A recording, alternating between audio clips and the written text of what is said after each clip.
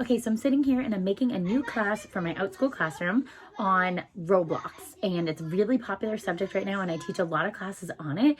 And so I decided to make a flexible course for this new class that I'm going to make.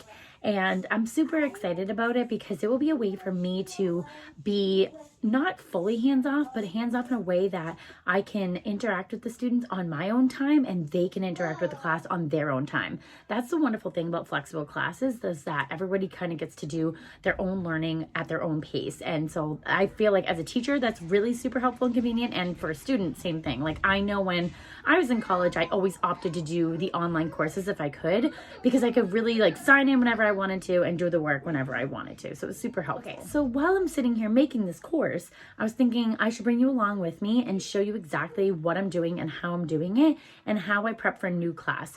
When I prep for a class on Outschool, it's not very different no matter what class I'm preparing for, because there are 4 different class types. And so this one is my flexible one, but I prepare for it in a very similar way than I would any other class. So let's take a look. Okay, so when I'm preparing, I find paper, and I just got this new book for Christmas from my bestie. And so I am preparing it in here. So what I like to do is I like to write down some ideas and then come up with the title for my class. And I kind of came up with a combination of these. And then I like to break it down by weeks and then by day. Now, this is different in the sense that my other classes are either one time, multiple day, or ongoing. So it's maybe not always this in depth. But when I'm doing a flex course, it has to be at least 4 weeks long. So I'm doing week 1, day 1, and then what I'm going to talk about. Day 2, what I'm going to talk about. Day 3, my bullet points, right? Day 4, bullet points. You get the idea, right? So I go all the way down and create my whole outline before I do anything on the computer. This helps me sort my ideas, write everything down. It's super messy. I've got some whiteout here. I'm like scribbling around and doing arrows. Like, this is just my outline so I can get my ideas on paper and then I can put them on the computer. Okay, so now as you can see, I put it on the computer already. That's when I kind of got the idea that I should have like done the whole process with you, but here we go. So I did some notes here first and I wrote down some of my ideas so I could copy and paste them to my actual online course. So I gave my title, How to Play Roblox, the Ultimate Masterclass. And that's because I'm not just going to teach them how to play, but I'm teaching them how to play, but not just the beginning stages, but I'm going to teach them and take them all the way through how to really enhance their game. This allows me to reach more students, because it's not just the beginners, but it's also seasoned players that maybe are just joining the game and they're playing and they're having fun, but they want to enhance their experience and do some more things. So I really feel like I could be making this like really inclusive for everybody. And it would also give me an opportunity to throw in those safety tips. I have an entire safety class, which is my most popular class on Outschool. Children absolutely love it. And I thought, hey, why not add that piece into this class so it could really be an ultimate class and learners could learn on their own time. And they're getting more. Now, with that being said, I did make this class cost more, because if I'm throwing in a class that I'm already making with additional materials, I'm going to make it more. And this is like a longer time period, and there's a lot more that's going into this. So I did up my prices for this particular class, and it is the highest I've ever charged. So we'll see what happens. But I want to look at the class listing for you. Now, it says requested listing, right? So I just sent this to Roblox. I just sent this to Outschool asking for their permission to bring this class on. So that's why you're seeing like these yellow highlighted right here. So like, it hasn't been approved yet. I literally just sent it in. All right, so here's my thing. I made a thumbnail, but I also did a video because I wanted to tell the parents exactly what this class is about, how it's going. Like, I want them to be able to hear it from my voice and not just read the words, because I feel like when I'm saying it with words, it's a lot better for people to understand. And so I have my title here, and then I have, in this 4-week flex course, I will teach your child how to play the game, how to stay safe, secrets of popular games, how to create their own game, and more. So I should fix that and say games. But see how like when I'm talking over, but that's something I can change later. I'm not too worried. Parents can't even see this yet, right? So this is just what it looks like. I did charge $15 per learner for this class. So that'd be $4 per week. That's actually like super cheap. So we'll see. I just want to add a clarification that for this course, I'm actually making it $48 because it's for the entire course for the 4 weeks.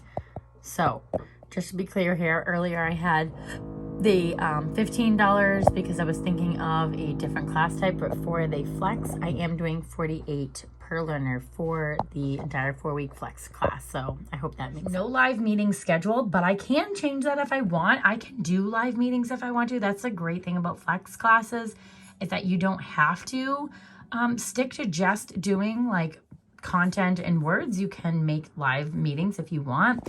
I did stick 7 to 12 because I do want them to be able to read the best that they can on their own. I didn't want parents to like have to be involved with every single thing. The 7-year-olds might need more guidance, but as they get older, they can definitely do more on their own. You can see my son joining us. And then, yeah, what's wrong?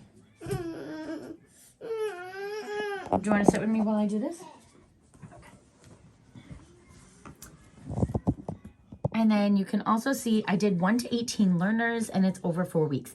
Now, I know that's a lot of learners, but this class in particular is not as difficult and stress related for me, I believe, because it's more of just like answering their questions and showing them videos, and it's like really interactive. So it's not like I'm grading papers or doing grammar lessons or things like that. When I have like more in-depth classes like that, I do not do 18 learners. I just want to make that very clear. But this one I feel like I would be able to handle, so that's why I did that. Now, when you go down,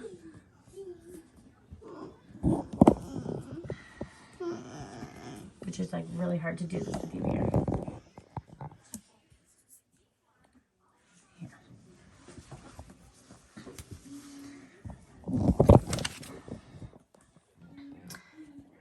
Okay, as I scroll down,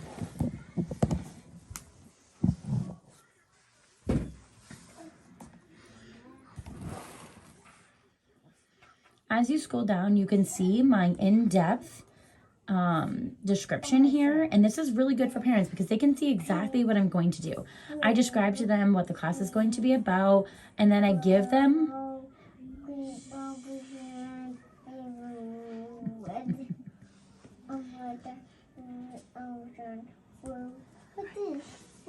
That's my sign. Can you be quiet? I'm trying to record. This is really in-depth for parents because they can see exactly what I'm talking about here, go over a lot of it, and then I break it down by weeks as well, so they can see exactly what we're doing in each week and how will we be engaging and how will I encourage learners and keep them going.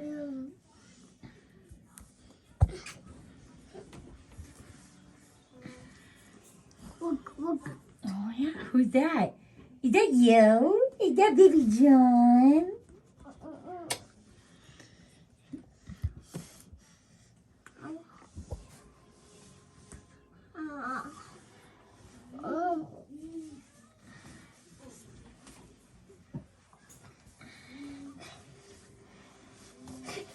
I know, but you know what?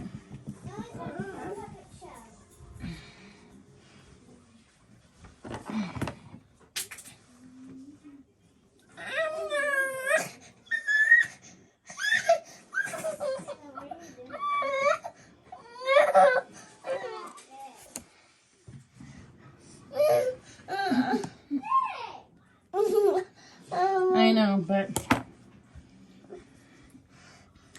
okay. Let's go check.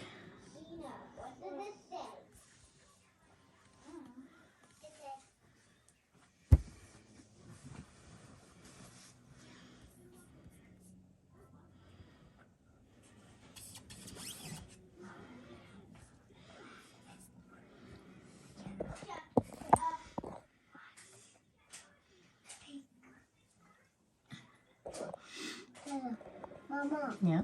What colors? Blues. Orange, red. Blue, pink.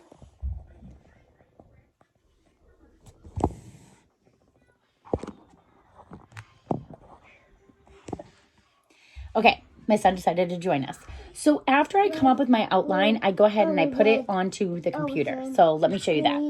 Okay, so I really hope that my process of how to make a flex class is helpful to you. Mama. I hope these tips were super helpful for you when you make your flexible class.